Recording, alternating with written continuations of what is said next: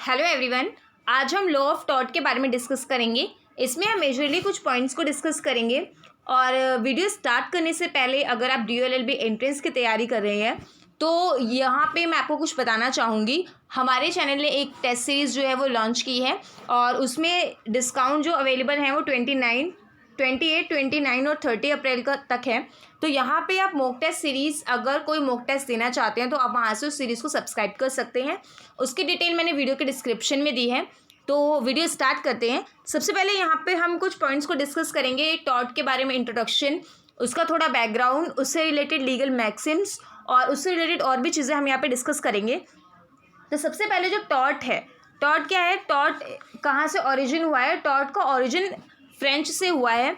ये Latin language का word है, लैटिन वर्ड है, जिस लैटिन वर्ड यानी टॉटम, टॉटम से आया है। और टॉटम का जनरली क्या मतलब होता है? क्रूक, ट्विस्ट करना या कुछ अनलॉफुल कंडक्ट। इसके साथ यहाँ पे टॉट जो वर्ड है इसका इंग्लिश मतलब होता है रॉन्ग, यानी किसी भी तरह से रॉन्ग होना। और अगर हम इसका रोमन मीनिंग देखें तो रोमन मीनिंग होता है इसका डेलिक्ट, ठीक है। तो रोमन मीनिंग होता है इसका डेलिक्ट। और इसके साथ ही यहाँ पे अगर इसको हम जनरल सेंस में देखें, टॉट को अगर हमें बहुत थोड़ा समझना हो तो इसका क्या मतलब होता है? रॉन्ग, किसी भी तरह का रॉन्ग। यहाँ पे हम इसको एक डेफिनेशन देखेंगे, सेलमन की डेफिनेशन। इससे हमें टॉट काफ़ी हद तक समझ आएगा।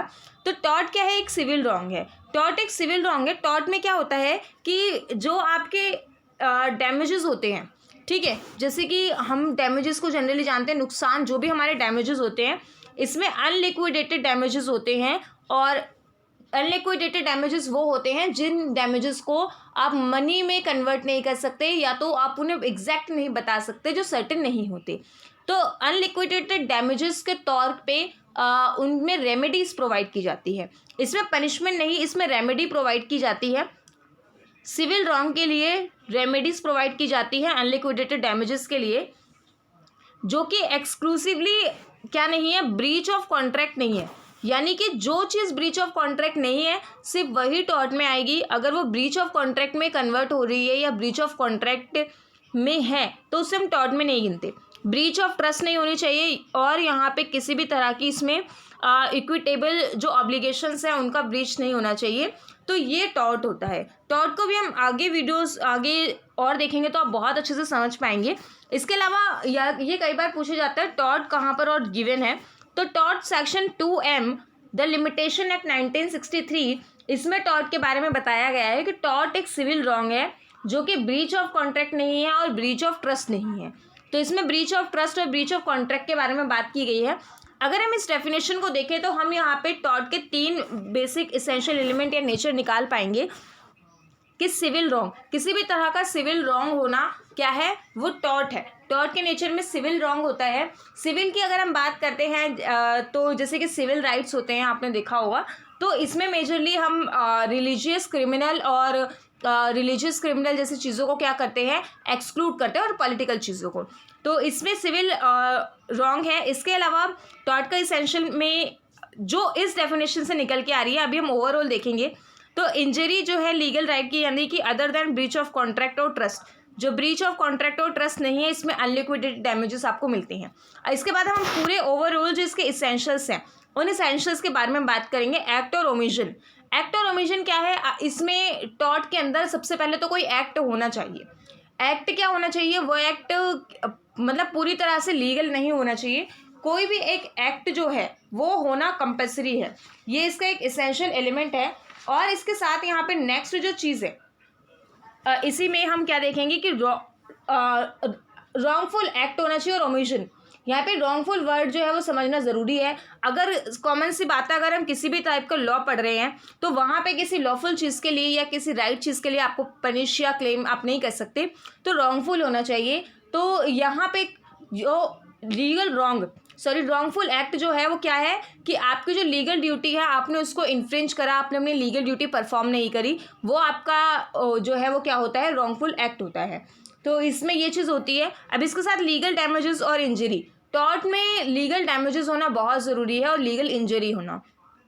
अगर जैसे कि मान लो जो यहाँ पे ग्रामर स्कूल है, ग्रामर स्कूल का जो केस है उसमें एक स्कूल जो है पहले से चल रहा होता है, उसके साइड में एक और स्कूल खुल जाता है और ये जो बी स्कूल खुलता है इसने इससे कम फीस रखी होती है, जिसकी वजह से यहाँ के बच्चे भी जा रहे होते हैं और ये बहुत ज़्यादा जो है घाटे में चला जाता है और इसको बेनिफिट होता है। तो ऐसे केस में ए को जो है वो डैमेजेस तो हो रहे हैं, डैमेजेस उसको क्लियरली हो रहे हैं, बट लीगल डैमेजेस नहीं हो रहे, लीगल इंजरी नहीं हो रही। जहाँ पर आपका लीगल राइट है अगर वो ब्रीच हो रहा है, उसका वायलेशन हो रहा है, तो आप क्या कर सकते हो, आपको लीगल राइट जो लीगल डैमेजेस हैं यहाँ पे आपके तब वो लीगल डैमेजेस माने जाएंगे। और इसमें क्या होता है कि जो डैमेजेस होते हैं वो अनलिक्विडेटेड होते हैं।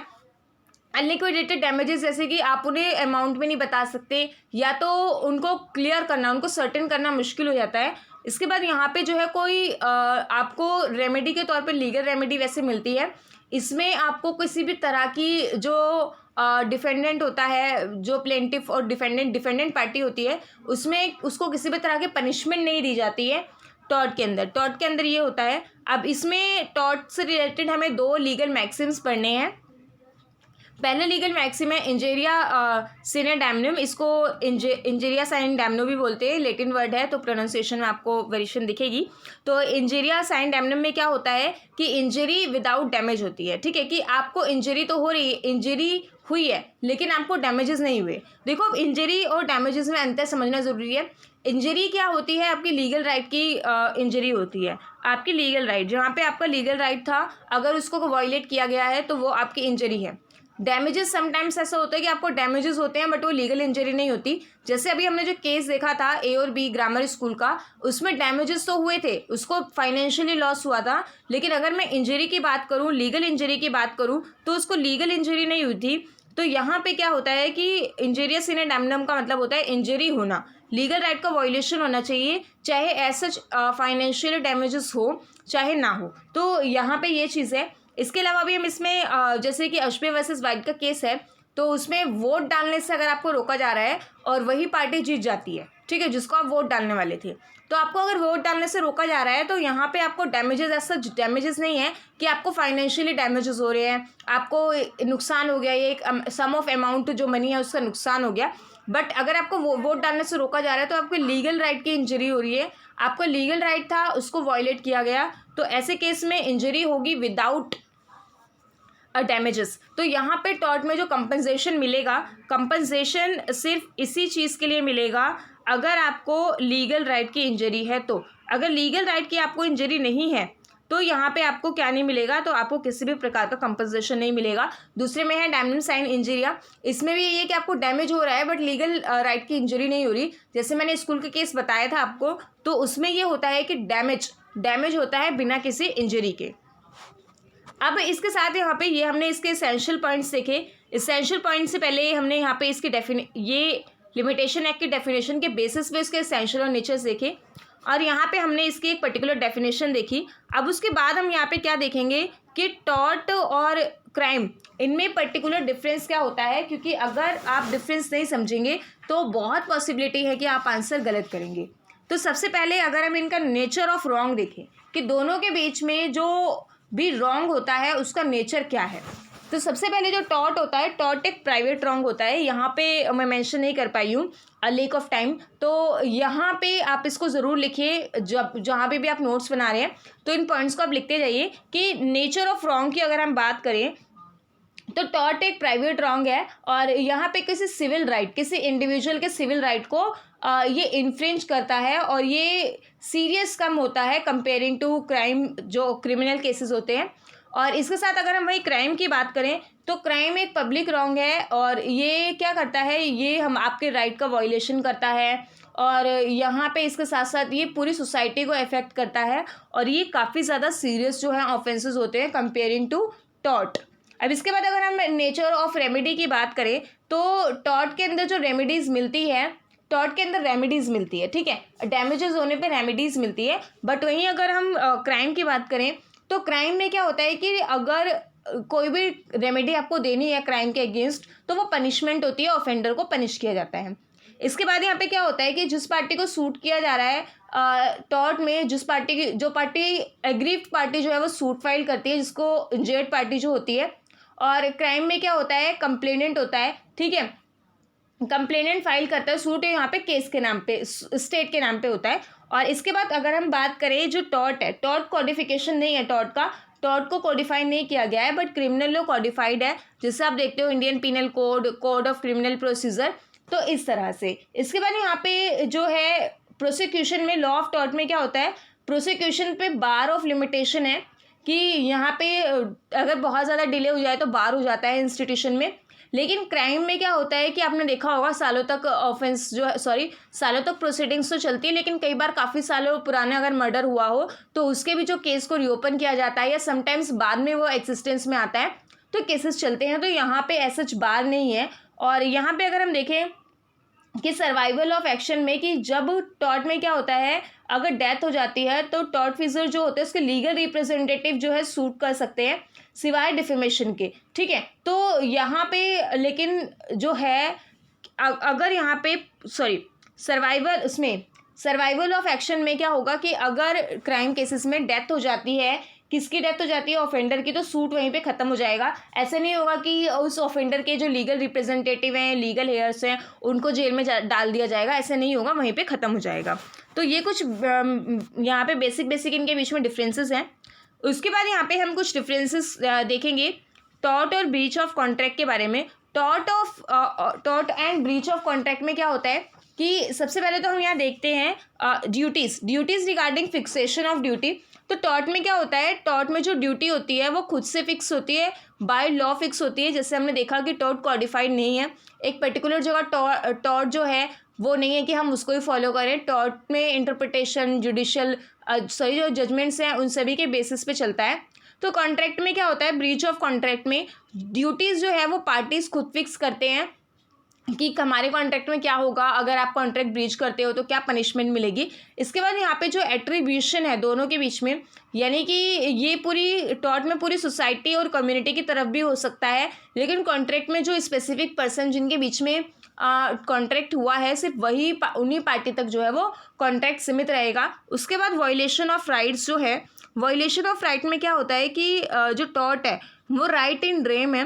राइट इन रेम यानी कि वर्ल्ड एट लार्ज जो टॉर्ट है वो सबके लिए अवेलेबल है, वर्ल्ड लेवल पे है, प्रत्येक इंडिविजुअल के लिए है, पूरी सोसाइटी के लिए है। लेकिन वहीं अगर हम कॉन्ट्रैक्ट की बात करें तो कॉन्ट्रैक्ट जो है यहाँ पे एक पर्टिकुलर पर्सन के लिए है। राइट इन रेम बोलते हैं इसको, राइट इन रेम।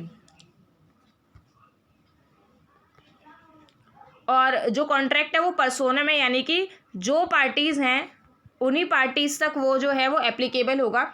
इसके बाद यहाँ पे नीड ऑफ प्रिविटी का कॉन्सेप्ट है। जैसे कि टॉर्ट में जो है वो प्रिविटी जैसा कोई कॉन्ट्रैक्ट नहीं है, कोई ज़रूरत नहीं है प्रिविटी की। प्रिविटी का मतलब क्या होता है कि कोई जो थर्ड पार्टी है वो यहाँ पे क्या कर सकती है, सूट फाइल जो दो पार्टीज़ हैं उनके बियॉन्ड जो है वो काम कर सकती है, थर्ड पार्टी वो भी उसका हिस्सा बन सकती है। लेकिन वहीं पर ब्रीच ऑफ कॉन्ट्रैक्ट में क्या होता है, जो प्रिविटी होता है, प्रिविटी दोनों पार्टी के बीच में वो प्रूफ होना चाहिए और उसका रोल होता है। अब इसके बाद यहाँ पे अगर हम देखें इंटेंशंस के बारे में, इंटेंशन जो है यहाँ पे क्या होता है कि टॉर्ट में इंटेंशन समटाइम्स नहीं होती है, समटाइम्स कंसिडरेशन दी होती है, लेकिन ब्रीच ऑफ कॉन्ट्रैक्ट में इंटेंशन जो है वो कोई रिलेवेंट नहीं रखती है। अगर आपने कॉन्ट्रैक्ट ब्रीच कर दिया तो चाहे आपने इंटेंशनली किया हो चाहे आपकी इंटेंशन ना हो वो माना जाएगा। तो टॉर्ट में जैसे हमने देखा कि डैमेजेस जो है वो नॉमिनली होते हैं या एग्जाम्पलरी होते हैं, बट ब्रीच ऑफ कॉन्ट्रैक्ट में जो डैमेजेस होते हैं वो कंपनसेशन के तौर पे पे किए जाते हैं, जितना भी लॉस होता है वो सारा पे किया जाता है। तो ये सारी चीज़ें हैं। और यहाँ पे इसके बाद अगर हम देखें तो नेक्स्ट जो है टॉर्ट में हमें डिफरेंसेस देखने हैं। टॉर्ट और क्राइम के डिफरेंसेस तो हम देख चुके। अब इसके साथ हमें टॉर्ट और ब्रीच ऑफ कॉन्ट्रैक्ट के ब्रीच ऑफ ट्रस्ट के देखने हैं। तो सबसे पहले अगर हम देखें तो टॉर्ट जो है, टॉर्ट एक अनलिक्विडेटेड डैमेजेस आपको टॉर्ट में प्रोवाइड किए जाते हैं, अनलिक्विडेटेड डैमेजेस। और ब्रीच ऑफ ट्रस्ट में क्या होता है कि लिक्विडेटेड डैमेजेस प्रोवाइड किए जाते हैं। आपने जिस अमाउंट का आपने ब्रीच किया है, जितने भी अगर आपने किसी प्रॉपर्टी का ब्रीच किया है तो आप यहाँ पे क्या करोगे, उतने के लिए ही लाइबल होगे। और दूसरी चीज़ क्या है कि ओरिजिन की अगर हम बात करें तो लॉ ऑफ जो टॉर्ट है, लॉ ऑफ टॉर्ट का जो ओरिजिन है कॉमन लॉ से हुआ है। कॉमन लॉ से हुआ है, जैसे जानते हैं हम सभी, अभी हमने देखा कि टॉर्ट जो है वो कोडिफाइड नहीं है, बट यहाँ पे जो ब्रीच ऑफ ट्रस्ट है वो कोर्ट के थ्रू जो होता है वो होता है कि ये किस तरह से रेड्रेस किया जाता है, कोर्ट में रेड्रेस किया जाता है इक्विटी के फॉर्म में। तो यहाँ पे काफ़ी चीज़ें अलग इससे है। कॉमन लॉ है प्रॉपर, यहाँ पे बहुत पुराने समय से टॉट है। ये इंडियन कॉन्सेप्ट नहीं है टॉट। टॉट जो है वो इंग्लिश कॉन्सेप्ट है, इसीलिए इंडिया में ये कोडिफाइड भी नहीं है टॉट।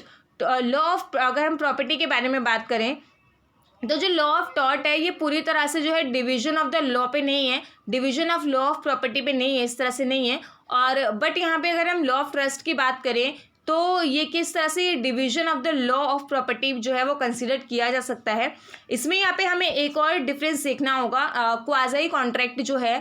तो जैसे कि टॉट में क्या होता है कि अनलिक्विडेटेड सम होता है, मनी का जो है वो अनलिक्विडेटेड होते हैं। बट क्वाज़ी कॉन्ट्रैक्ट में क्या होता है कि जो डैमेजेस होते हैं, डैमेजेस के लिए जो क्लेम होता है वो लिक्विडेटेड फॉर्म में होता है। तो टॉट के अलावा जो मोस्टली जो डैमेजेस होते हैं वो लिक्विडेटेड फॉर्म में होते हैं, बट टॉट के अंदर अनलिक्विडेटेड डैमेजेस होते हैं। जैसे कि टॉट में क्या है कि अभी हमने देखा कि इंजीरियस इन डैमनम है, इसके साथ रेस्क्यू केसेस भी हैं, इसके न्यूसेंस है, यहाँ पे नर्वस शॉक है। तो इस स्ट्रिक्ट लाइबिलिटी, एब्सोल्यूट लाइबिलिटी, ये सभी हमारे टॉट में आते हैं। डिफेमेशन जो है वो टॉट में आता है। इसके साथ यहाँ पे आपको एक चीज़ और देखनी है, कुछ ऐसे टॉट भी हैं जो टॉट और इंडियन पिनल कोड दोनों में आते हैं, जैसे कि असॉल्ट और डिफेमेशन। असॉल्ट और डिफेमेशन टॉट में भी जो है यहाँ पे पनिशेबल नहीं, मतलब टॉट में भी पर्सन लाइबल हो सकता है, डिफेंडेंट पार्टी लाइबल होती है, और इंडियन पिनल कोड में भी डिफेंडेंट पार्टी लाइबल होती है।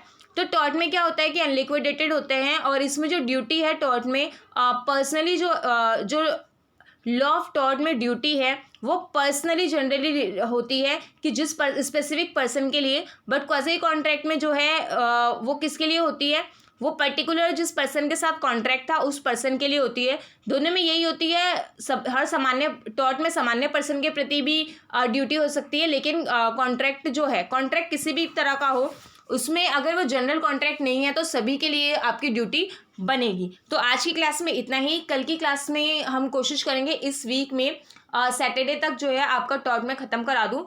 रोज़ शाम को 7 बजे हमारे चैनल पे लॉ ऑफ टॉट की क्लास आएगी। टॉट की नहीं, DOLLB एंट्रेंस के लिए जो भी वीडियो होगी वो 7 बजे अपलोड होगी। समटाइम्स ऐसा होता है कि 7 से थोड़ा डिले हो जाता है, अदरवाइज 7 बजे होगी। तो चैनल को सब्सक्राइब कीजिए।